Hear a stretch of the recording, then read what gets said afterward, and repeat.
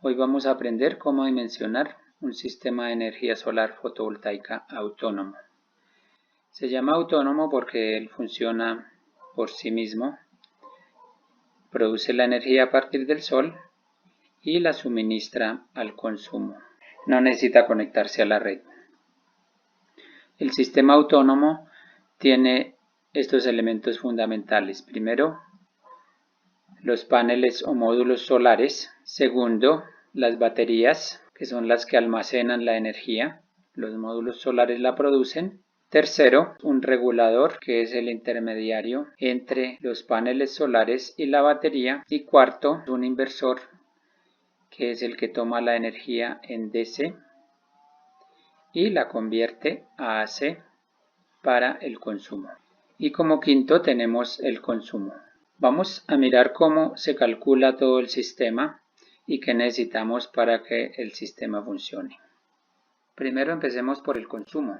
Vamos a tener aquí una serie de equipos típicos como un ejemplo. Pues tenemos un computador, un PC, supongamos que tiene en la ficha técnica un consumo de 100 vatios y el monitor, por ejemplo, 80 vatios. Tenemos también una plancha de 1500 vatios, un televisor LED de 90 vatios. Tenemos una nevera que en la ficha técnica dice 200 vatios, por ejemplo, pero realmente al conectarla nos va a dar un promedio de consumo de 50 vatios cada hora, si la tenemos las 24 horas. Tenemos unas bombillas, por ejemplo, de 20 vatios cada una, de 20 vatios. Equipos que no vamos a usar, por el momento no los vamos a contar. Por ejemplo, si tenemos una bombilla pero sabemos que no va a conectarse, u otro equipo que sabemos que no se va a usar, entonces no es necesario contarlos en este sentido.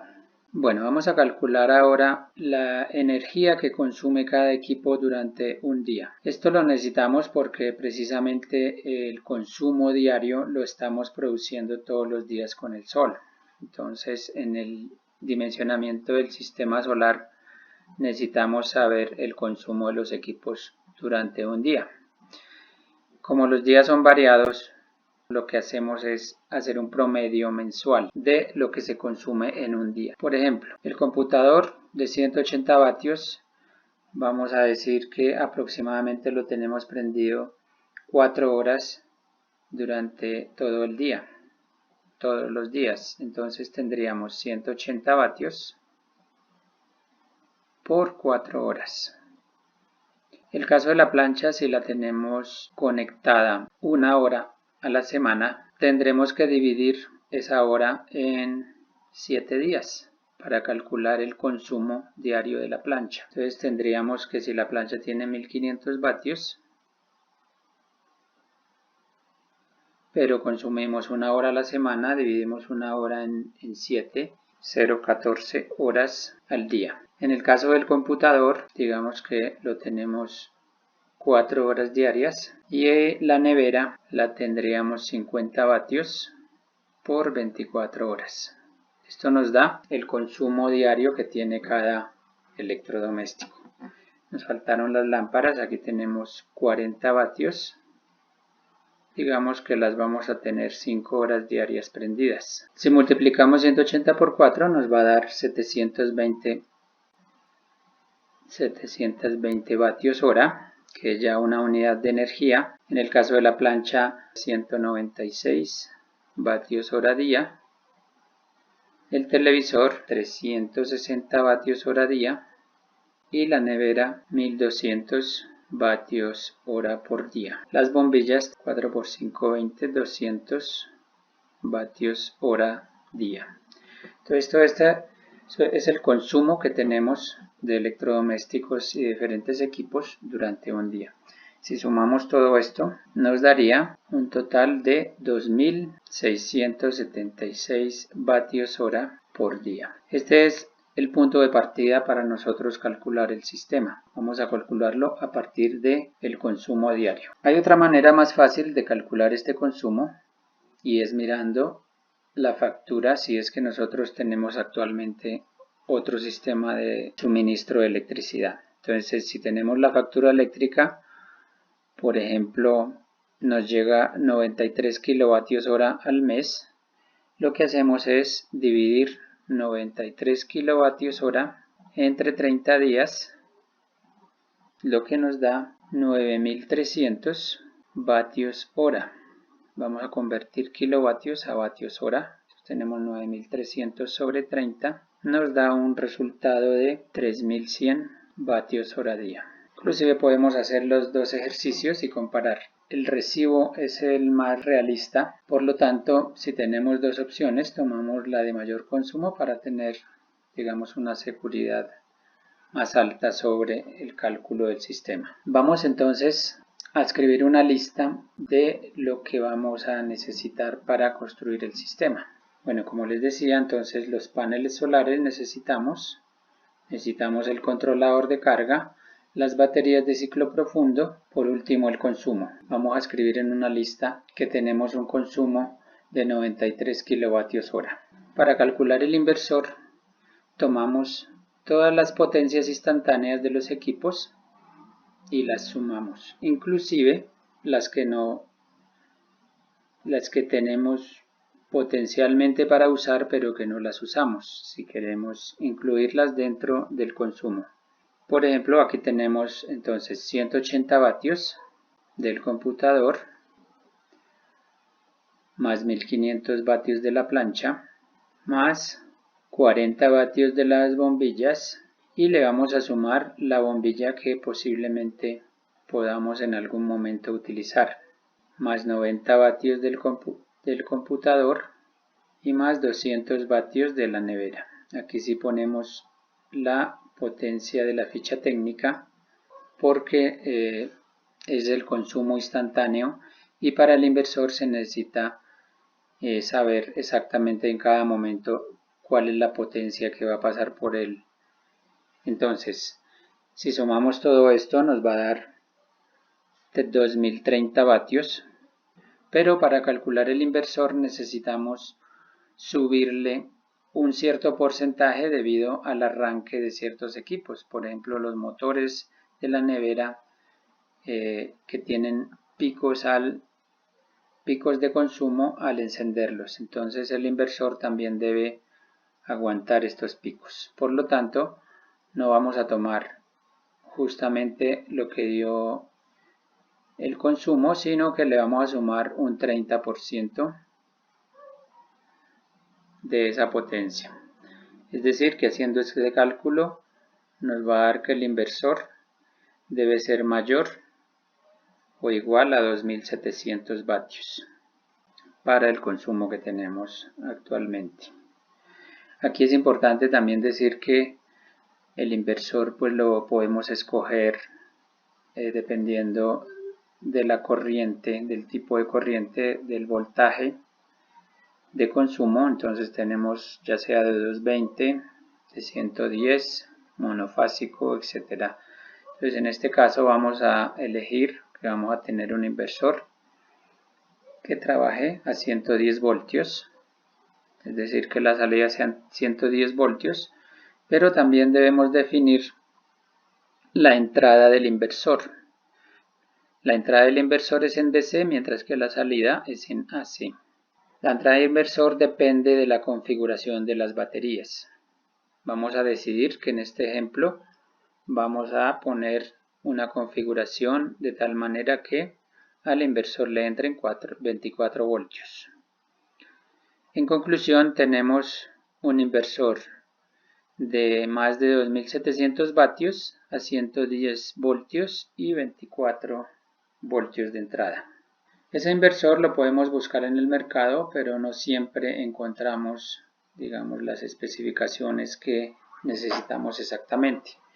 Por lo tanto, debemos aproximar a las especificaciones que haya en el mercado y la debemos aproximar hacia arriba. Entonces, si tenemos un inversor de 2700 vatios, podemos adquirir, por ejemplo, un inversor de 3000 vatios.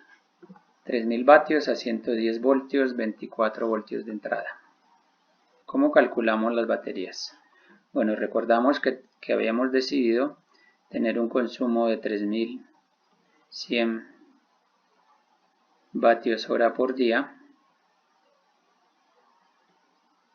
Pues esta es la energía que necesitamos almacenar en las baterías. Pero las baterías tienen una particularidad, y es que ellas, por lo general, si hablamos de las baterías corrientes, que son las de plomo, ellas necesitan descargarse solamente hasta cierto punto. De lo contrario, pues va a cortarse su vida útil. Como primera medida debemos tener claro que las baterías que necesitamos energía solar son baterías de ciclo profundo. Pueden descargarse en general hasta un 80%.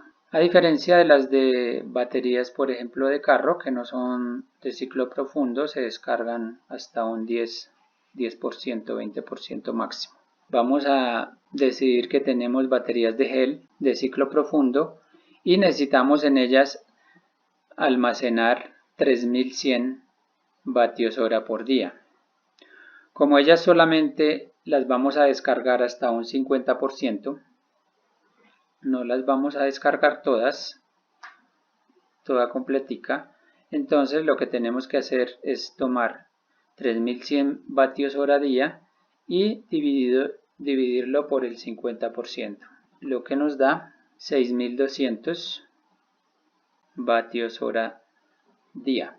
Si las baterías son de 12 voltios, entonces dividimos por el voltaje 516 amperios hora de capacidad de las baterías.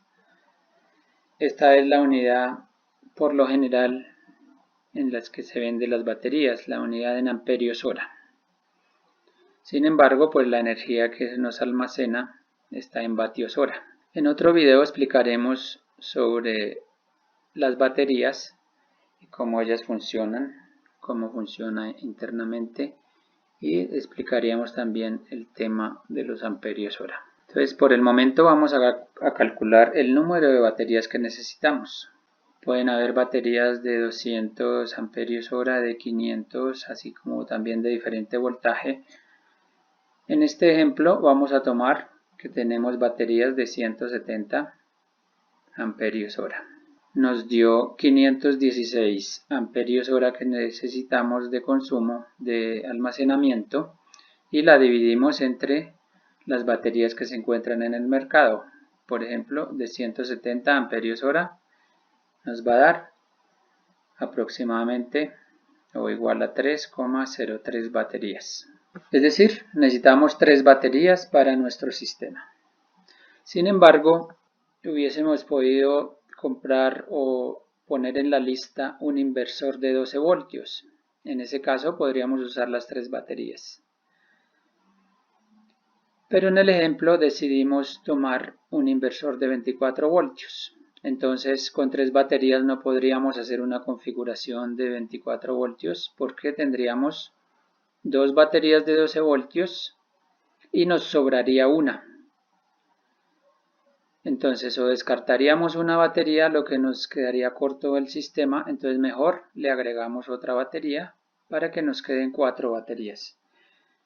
Decidimos que vamos a tener 4 baterías en nuestro sistema de 170 amperios hora. Para conectar las baterías con los paneles solares necesitamos un intermediario, debido a que las baterías son muy delicadas en su mantenimiento. Ellas no se pueden sobrecargar o descargar más de lo debido. Entonces, si nosotros queremos descargarlas hasta un 50%, necesitamos un sistema que las controle y además de eso cortar el circuito cuando ellas están cargadas. Eso lo hace el controlador de carga. Para calcular el controlador de carga, primero necesitaríamos pues el voltaje de las baterías, que ya lo tenemos. Ya decidimos que vamos a trabajar a 24 voltios Por lo tanto, la salida del regulador primero debe ser de 24 voltios y la entrada del regulador que viene de los paneles se debe hacer de acuerdo a cómo estén configurados los paneles. Vamos a mirar eso con detalle. Y agregamos a la lista las 4 baterías de 170 amperios hora. Lo que tenemos que hacer ahora, mirar de acuerdo a la energía que se necesita almacenar en las baterías, cuántos paneles solares requerimos para ese fin. Habíamos dicho que necesitábamos 3100 vatios hora de energía para nuestro sistema. Esos 3000 vatios hora nos los va a suministrar el sol. Entonces hay unas pérdidas dentro del sistema que también tenemos que calcularlas. Por lo general, podemos decir que para no calcular esas pérdidas minuciosamente, le vamos a dar un aproximado de un 25% de pérdidas del sistema.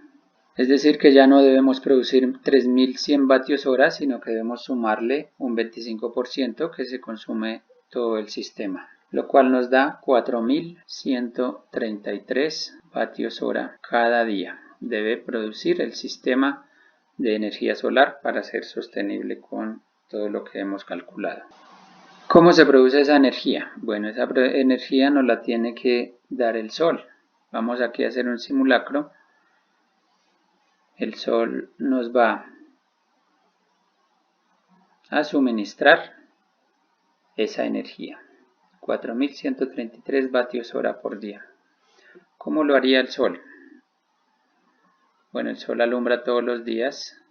Sin embargo, no a toda hora podemos recolectar la misma energía.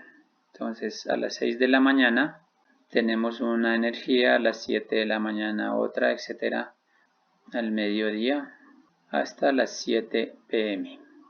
Perdón. Si vamos a tomar el caso de la zona ecuatorial, tenemos hasta las 6 p.m. Sabemos que a las 6 de la mañana no llega mucho sol a nuestra casa. Entonces podemos decir que, por ejemplo, nos llegan 50 vatios hora. A las 7 de la mañana 100 vatios hora durante toda la hora. Y así sucesivamente. Tenemos al mediodía que hace un buen sol, tenemos 1000 vatios. Si lo recogemos durante una hora, tenemos 1000 vatios hora. Y de nuevo vamos disminuyendo hasta las 6 de la tarde. Tenemos, por ejemplo, 100 vatios hora. Si sumamos toda esa energía durante todo el día, nos puede dar 4500 vatios hora. Esa es la energía que recogemos durante un día en una zona específica. Estoy dando un ejemplo en donde se recoge 4500 vatios hora, que es la mayoría de los lugares en una zona ecuatorial, por ejemplo, a una altura promedio de 1000 metros sobre el nivel del mar. A esos 4000 vatios hora se le asigna una unidad de medida que se llama la hora sol. Una hora sol es la energía que se recoge durante una hora si la radiación es de 1000 vatios por metro cuadrado. En otras palabras, los 4500 vatios hora que recogimos durante un día, también lo podemos decir que son 4.5 horas sol al día. Ese 4.5 horas sol que necesitamos para calcular la cantidad de paneles. Entonces, el vatio hora es una unidad de energía. Si ese vatio hora, esos vatios hora los dividimos por las horas sol, nos va a dar los vatios que necesitamos de paneles solares. Entonces dijimos que necesitábamos 4133 vatios hora por día. Si lo dividimos por las horas sol, es decir, por 4.5 horas sol por día, entonces esto nos da 918 vatios. Como vemos, las mismas unidades se cancelan, se nos cancela día y se nos cancela hora.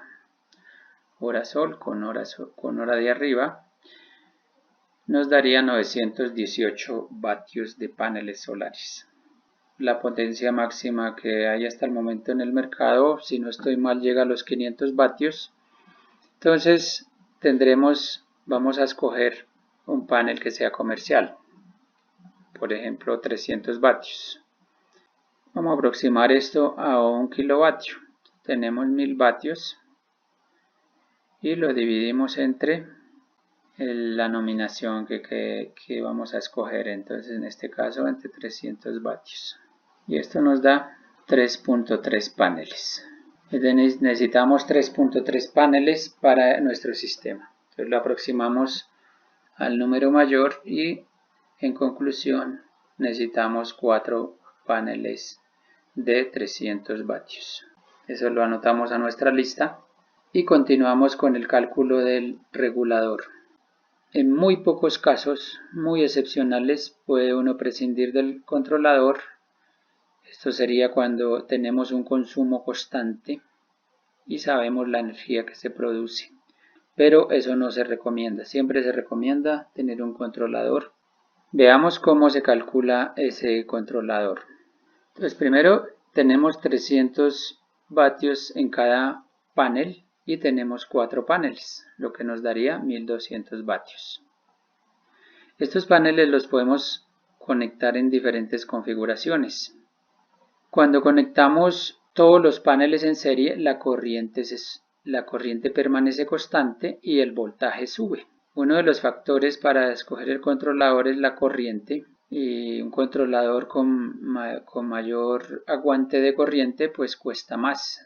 Es decir que en paralelo no nos convendría financieramente, porque nos tocaría comprar un controlador costoso. Entonces la manera de bajar los costos del controlador es conectar en serie. Por otra parte, la conexión en serie permite aumentar el voltaje, lo cual los cables pueden ser más delgados debido a que por ellos va a pasar menos corriente. Sin embargo, no podemos conectar en serie hasta el infinito porque hay ciertas restricciones. Una de las restricciones es que el controlador aguanta hasta cierto voltaje. La otra restricción es que a medida que aumentamos el voltaje, el sistema se vuelve más peligroso.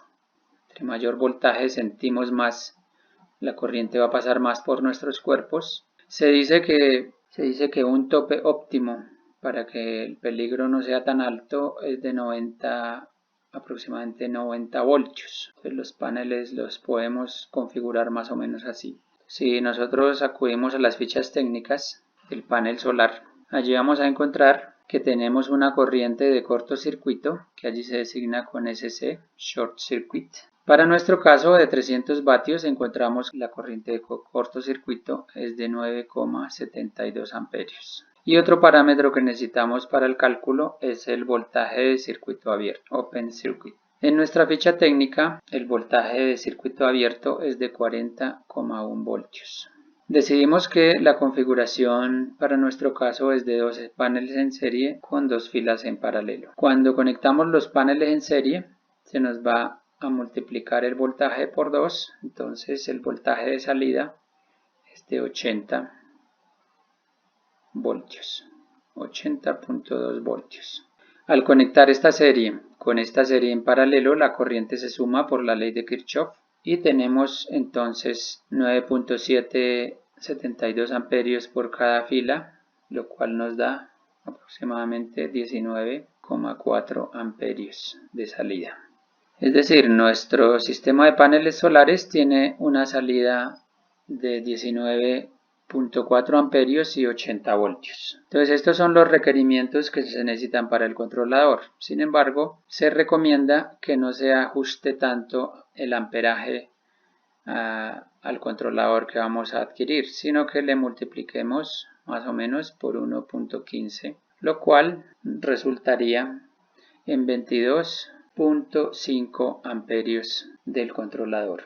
Conclusión: necesitamos un controlador que aguante 22.5 amperios y 80 voltios. En el mercado no podemos conseguir controladores específicamente con estos amperajes tan definidos, lo cual nos lleva a buscar un controlador parecido, pero ese parecido lo debemos buscar hacia arriba, es decir, buscar un controlador que aguante más amperaje y más voltaje. Por ejemplo, en el mercado podemos encontrar un controlador de 25 o 30 amperios, vamos a coger el de 30 amperios de 100 voltios. Ya tenemos nuestro sistema, pero vamos a agregarle a la lista las protecciones que se necesitan y los accesorios. Necesitamos protecciones en DC, protecciones en AC y algunos accesorios como cable fotovoltaico, conectores, estructura y otras cosas que puedan necesitarse directamente en cada instalación. Vamos a mirar cómo se conectan estos sistemas.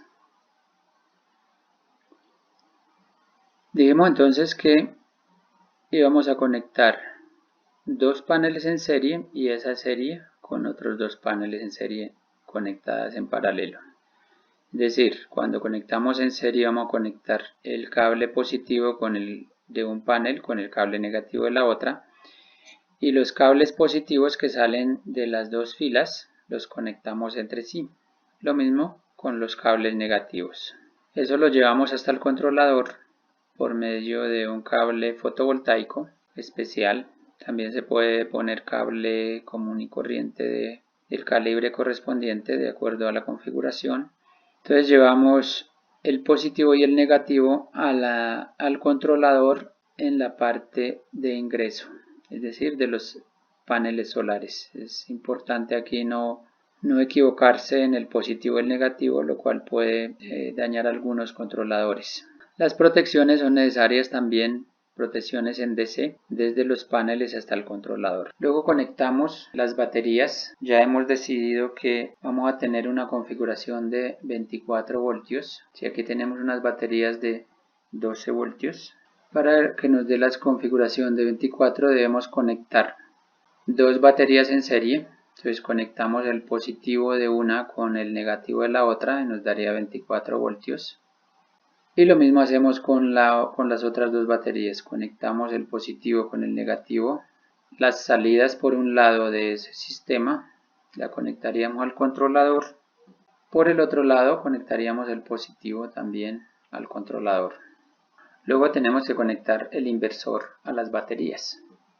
Entonces conectamos el polo positivo a la entrada del positivo del inversor y el negativo a la entrada del negativo. También es importante aquí no intercambiar los polos debido a que eso puede dañar el equipo.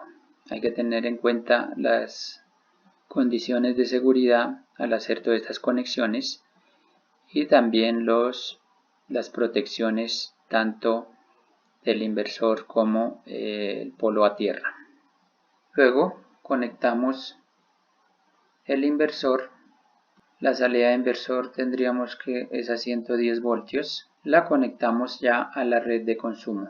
Se recomienda antes de llegar a la red ponerle su debida protección en AC para el caso de cuando hay consumo mayor al que aguanta el inversor. Recordemos que el inversor es de 3000 vatios.